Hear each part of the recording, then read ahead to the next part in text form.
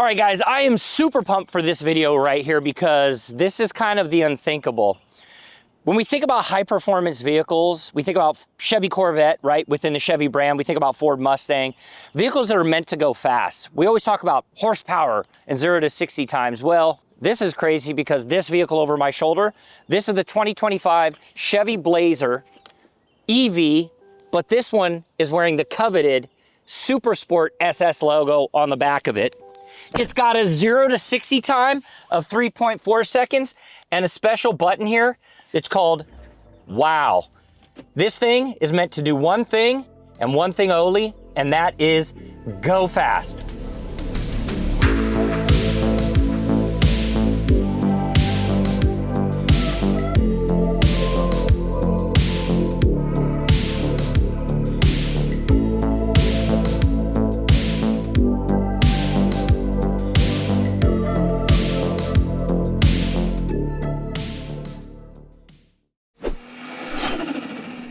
It's so fun. I don't think Chevy even knew what they were doing when they built this vehicle. And I can't even imagine what this would be like out on a racetrack, right? There's all this pomp and circumstance and stupid politics around EVs right now. But what about just building a car that is fun? And that is what Chevy has done with this Blazer EV. In fact, when they first kind of debuted the SS version of this, they debuted it as a race car. Let's talk a little bit about what makes this thing amazing. I'm gonna hop out. We're gonna start with a little bit of the performance under the hood, and then we're gonna talk about design. So I just wanna give you some of the quick pedigree of what you got going on right here. So you're looking at about 615 horsepower with 650 pounds-feet of torque. You've got 2 electric motors, and they're pushing out about 102 kilowatts based on the battery of this vehicle.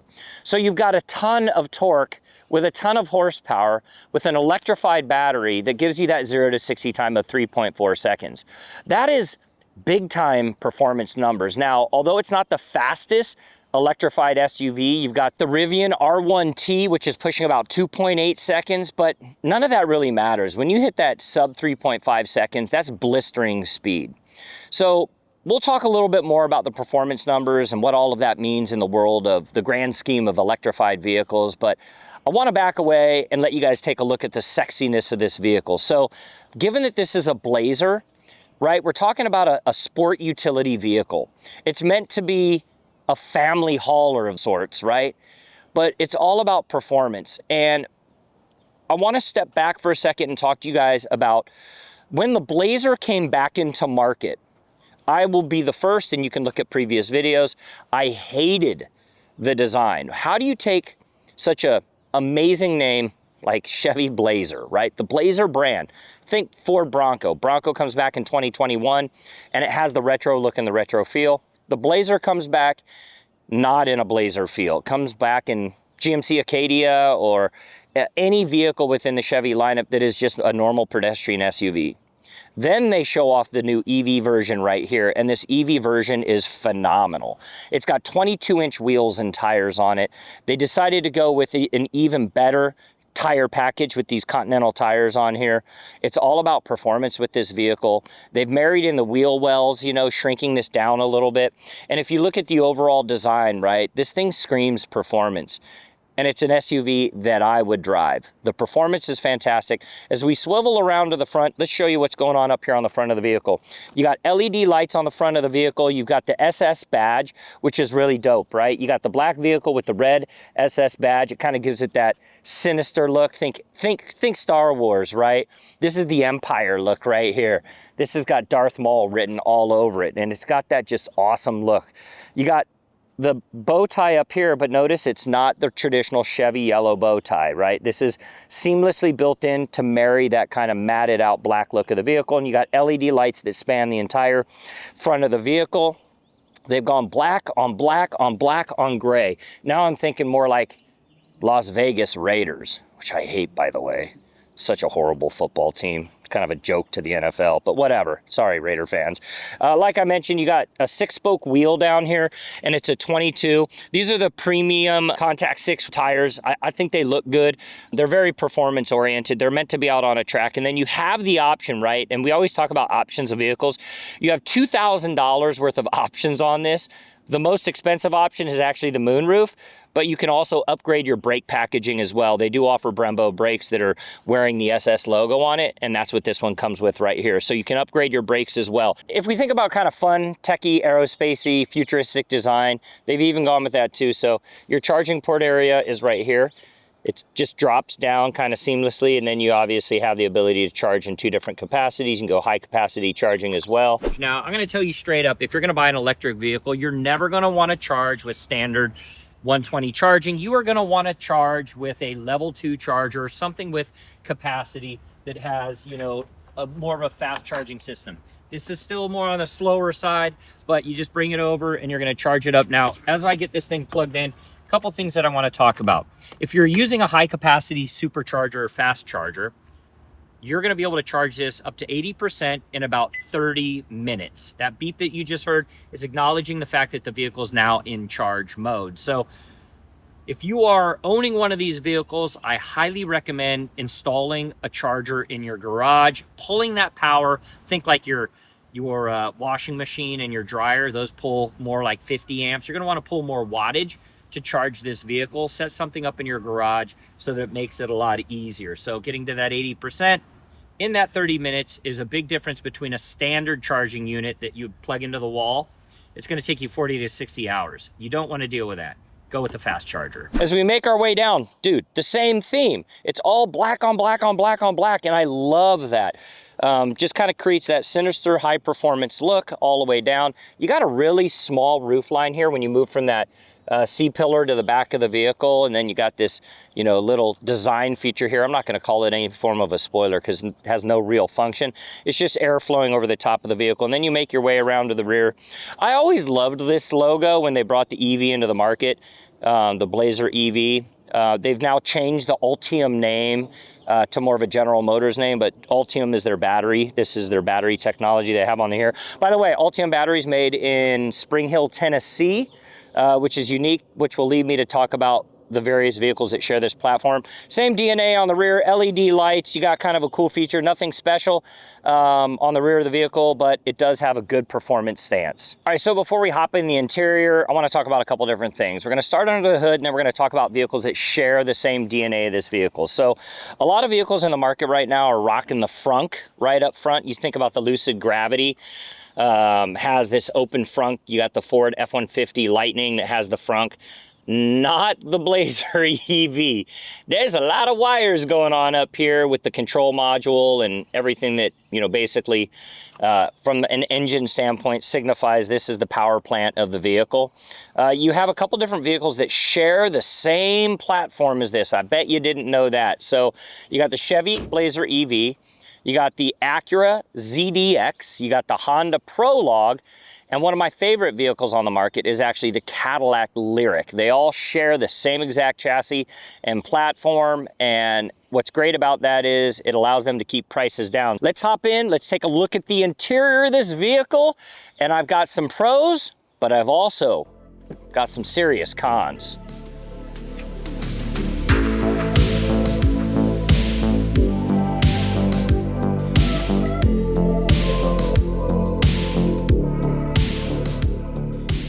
So there's definitely some serious pros on the inside of this vehicle. And one thing I really love the most about Chevy, I'll just say General Motors as a whole, is that they have something called cockpit or driver focus. And that means everything on the inside of the vehicle from the front driver and passenger seat standpoint is focused on the driver. And what I mean by that, if you look inside the Chevy Corvette, is that the screen is twisted and turned towards me. If there's one thing I hate about automaker design is when they make a flat screen that I gotta go way up here to touch. And what's great is this is all just right here, easy. It's pointed right towards me. It's not to the side. Sun won't come in and blind the look of it. You know, it's just perfectly focused on me as the driver. So you've got a massive touchscreen over here, and this thing is big. You got a smaller digital gauge cluster over here, and everything is touchscreen. I love it. All the features that I need are right here at the tip of my fingers. You've got your Super Cruise mounted on top of the steering wheel. We'll talk about that when we're driving.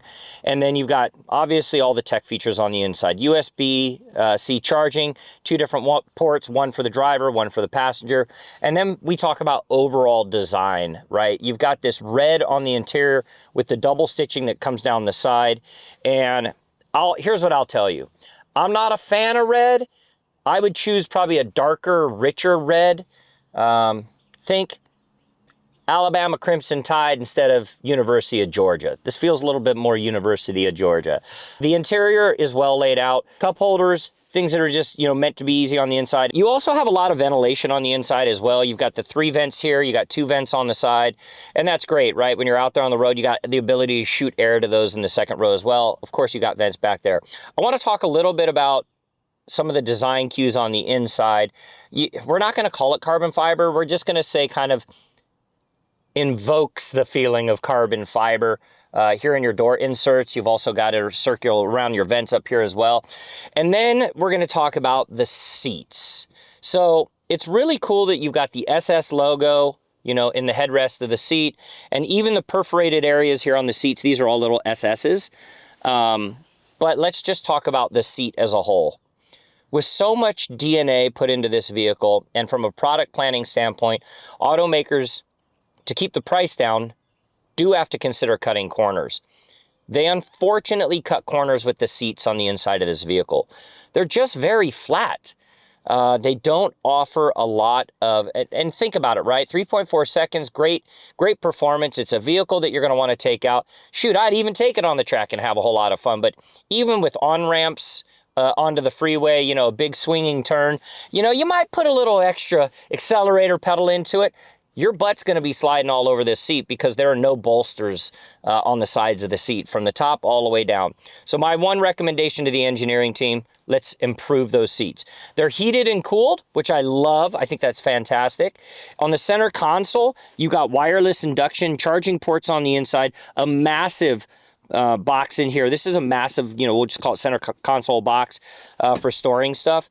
I think the interior is well done, but they need to invest in the seats. So I would actually, because you have a $2,000 option, let's go ahead and make it a $3,000 option or $2,500 option for super awesome seats.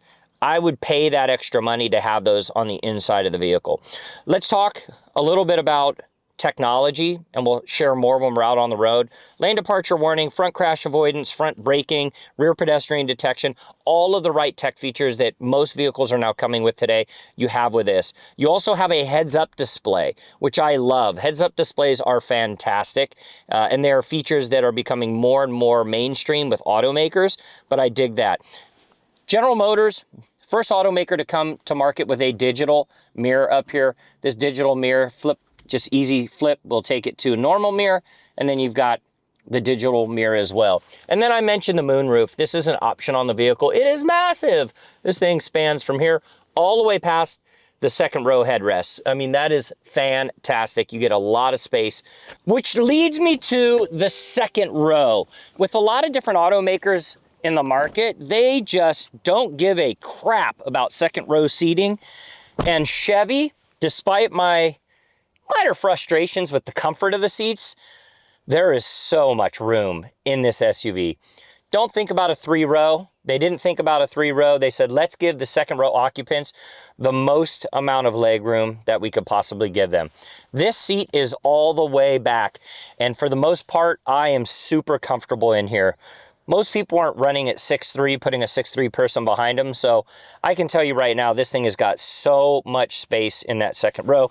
You got the pull down right here with cup holders. You got 2 vents, as I was mentioning, up in front, 2 USBs down here, and they've even gone as far as putting heated seats in the second row. So a little bit more creature comforts, if you will.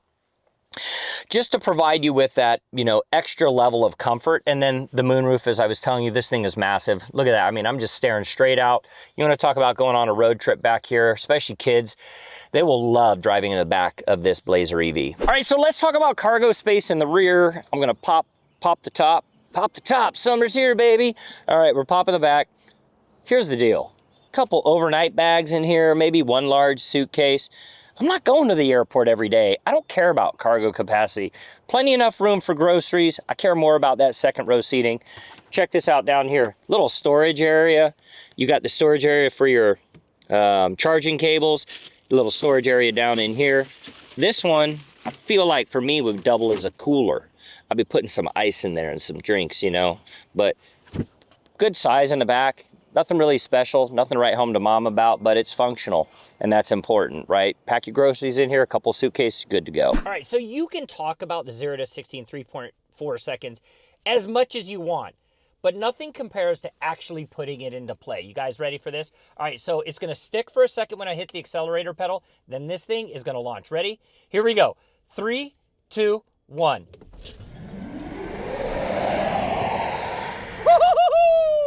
Getting behind the wheel, the first thing most people want to do when they test drive an electric vehicle or get behind the wheel of an electric vehicle is they want to hammer down, right? They want to see that instant torque and they want to feel it. We're not doing that.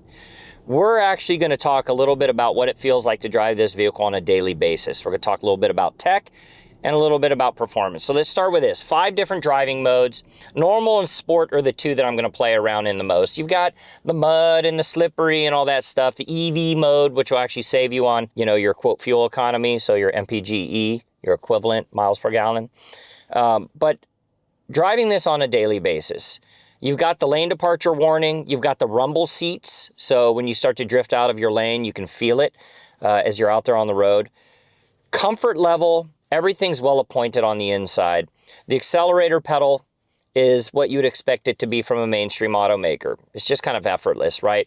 But you do feel the gripping power of the brakes, and that is something that is awesome with the upgraded SS version of this vehicle, is that you've got great stopping power. Now, contrary to many out there, I love one pedal, and I'm going to show you all how one pedal works here in a minute, but I love the ability of not using the brake. So as we kind of take off here, I'm going to shift this vehicle over to one pedal and just play around with it for a minute. So one pedal basically recaptures all of the braking, what we call regenerative braking. So when you take your foot off the pedal or you hit the brakes, it's going to capture that energy. Does it capture a lot? No. But let me show you what one pedal does. And I am not hitting the brakes. You have to take my word. When you take your foot off the gas, the car slows. I love the ability of only using the one pedal. I think it's such a great feature on the Blazer EV. So just down there, boom, I hit the accelerator, I drive, and I want to slow down. One pedal. One pedal is awesome. And now switching to some twistier roads to test out the suspension of the vehicle, one thing I am going to do is I am now going to take one pedal off because I want the vehicle to free flow in these turns. So as I get up here, take off the one pedal, now we're back to normal driving. I can use the brakes. The car cruises a little bit better. But look at this. I mean, the vehicle is really more of a performance-oriented SUV. That's what they're looking to achieve with Chevy, and they've done it with this. Again, those seats for normal daily driving are fine, but here when you're hitting just some nice, sharper turns, you want to be able to feel your butt sit and, you know, stick to that seat, and you don't have that, and they've got to work that part out. The acceleration is what is just paramount with an electric vehicle like this. That 0 to 60 is irrelevant on turns like this, but it's very relevant from the standpoint of being able to accelerate out of a corner in an SUV with so much power. And even in a city like this, here in Atlanta, in and out of traffic, it's like a sleeper. Like, most people have no idea what this SUV can do. That brings me to Super Cruise. It's really the gold standard when it comes to autonomous driving. I know a lot of people talk about Tesla, but Super Cruise has been around really since the beginning, and they just continue to upgrade it and get it better and better and better and better. I think the total distance I've gone is 34 miles without touching the steering wheel or the brake or accelerator pedal on a longer trip. And that's what's great about this vehicle right here. You're marrying in all of the various aspects of technology into a sport utility vehicle that also happens to be high performance based. And that's what you're getting with the 2025 Chevy Blazer EV. Some other tech features in here to point out as well is I kind of hit that middle lane. You get that rumble in the seat. That lane departure warning kicks in, letting me know, hey, pay attention. You're on a road where you gotta stay focused. As I make a turn here, I want to talk a little bit about steering as well. Steering inputs on this feel similar to a Corvette, right? Similar DNA coming from the same brand. It really is taut. And what I mean by that is the steering wheel is not loose. It's very controlled. So one thing we haven't talked about yet are the two different battery options you get with the Blazer EV. So you've got multiple battery options, two of them, and they're going to give you different range, anywhere from 283 on up to the max capacity battery. The weight of this vehicle is sitting right around 5,100 pounds, give or take battery and options on the vehicle. But the way they've developed the system on this, right? Those Ultium batteries and the engineering team, they've created it's an industry standard for certain vehicles, and that is the skateboard platform. The skateboard platform is unique in that the batteries are all along the bottom of the vehicle. And what that does is that helps a couple different things for the vehicle. So having the low center of gravity means a reduction in body roll of the vehicle. More space to add in different battery options. The more batteries you can fit in with the longer wheelbase. Shorter wheelbase means obviously fewer batteries. Chevy Blazer EV SS. Super Sport. Never call it an SS. Only call it a Super Sport. Because this thing is stupid fun. And I think when consumers start hearing more about this vehicle, they are going to be as shocked as I am. Look, I get it. There's a craziness around EVs right now.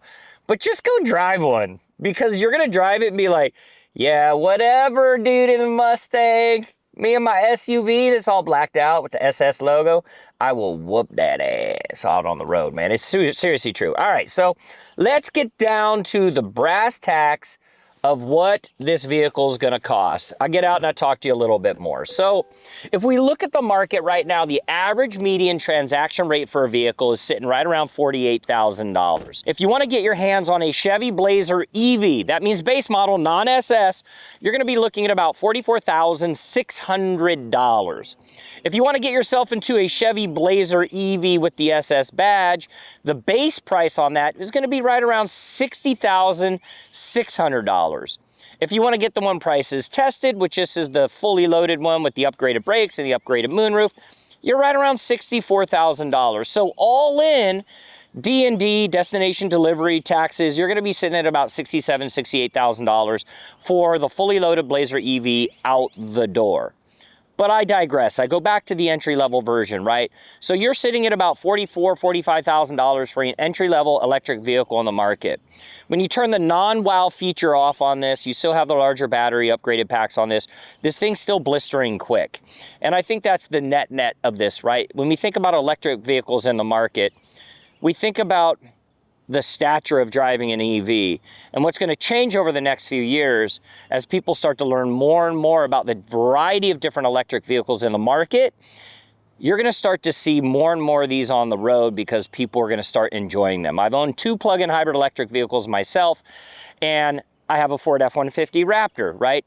I'm having my cake, and I'm eating that damn cake too. But EVs are part of the future, and I'm excited to see where the fun aspect of EVs go in the future. And they've done it with the 2025 Chevy Blazer EV SS. It's literally one of the best electric SUVs I've ever driven. Just fix the seats. That's all I ask. All right, I hope you all enjoyed this video on chasing horsepower. We love putting these videos together. So if you guys enjoy this, drop down below, hit that subscribe button. And if you're not following me on my other social channels, please do on Instagram, TikTok, and Facebook. It's all under my name, baby. It's Mike Caudill. You can find other things that I'm doing in the auto industry, some of the trips that I'm on, and some of the other vehicles that I'm also reporting on. All right, guys, thanks for checking out this video.